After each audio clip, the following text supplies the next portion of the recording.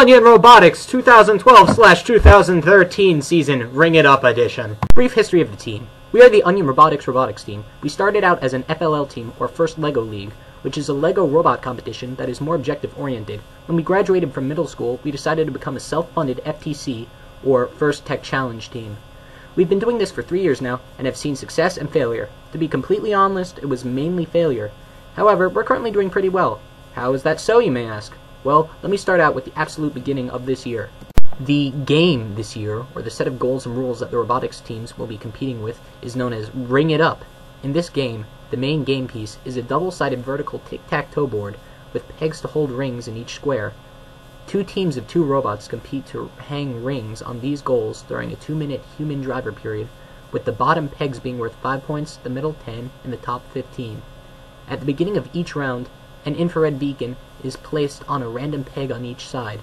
If the robot can score a preloaded ring on a peg in the same column as the IR beacon during a 1-minute autonomous period in which the robot must drive itself, it is worth the normal point value of the goal, plus an additional 45 points.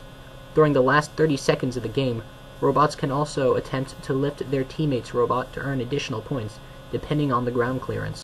Our first approach at building a ring lifting device was oriented around a scissor lift, an idea left over from last year. The outcome was this handmade, menacing swinging structure. While the idea made sense, many hand-drilled holes were not a perfect fit, resulting in loose joints that were millimeters off their intended destination. This caused the arm to be flimsy and wobble excessively. Its crude edges and design also constantly snagged on free-hanging wires running the length of the arm.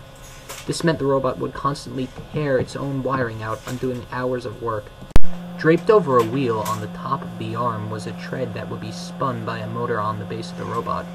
The tremendous amount of pressure placed on the motor responsible for opening and closing the completed device caused motors to burn out frequently, depleting some of the last of our funds on replacement motors. After our first qualifier, it was clear we needed to redesign. Brainstorming sessions by the engineers on our team generated countless ideas, and eventually narrowed the focus of our team down to a few main concepts. However, the limited time until the upcoming qualifier, combined with the fact most of the team was participating in a school play happening in the upcoming weeks, made it clear we wouldn't be able to finish such designs with the time we had. Our solution was to make the simplest robot we could think of. And thus, our second design was made. It featured a much simpler arm with completely encased wires to avoid snagging, and a simple ramp for robot elevation. We were surprisingly pleased with this design, a last-minute thought that ended up holding its own in the first qualifying skirmish of the season. While we didn't win, it was working proof that we could in fact build something that works, an idea we often doubt.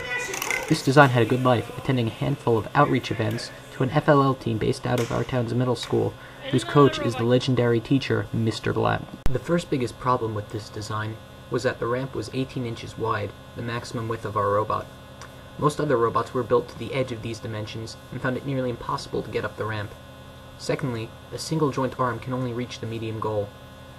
On this note, we started fundraising outside of a local supermarket under the moniker Help Us Reach Our Goal. After generous donations from the people of Glenrock, we began working on our third design. Our third lifting device was inspired by a retractable ladder. It uses a series of drawer sliders to open and close smoothly without shaking. It's a very heavy, large mechanism, and we essentially built the frame around it. While the design calls for an IR sensor, improved speed, and an autonomous program, we were satisfied with getting the treads and arm operational for the Liberty Science Center skirmish.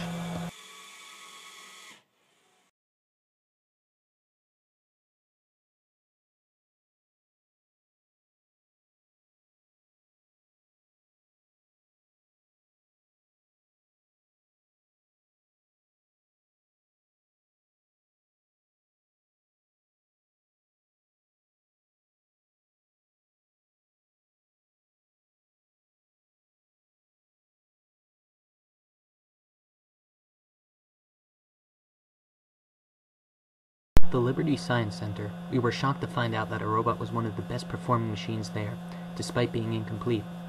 We got off to a rough start, having our robot accidentally dewire itself again. We fixed this problem, however, by binding the wires to the frame of the robot using 1.6 rolls of electrical tape. Excessive? Yes. Effective? Also yes. We found ourselves being an Alliance captain in the final match. Despite being rammed and battered, our robot managed to score more points than our opponents.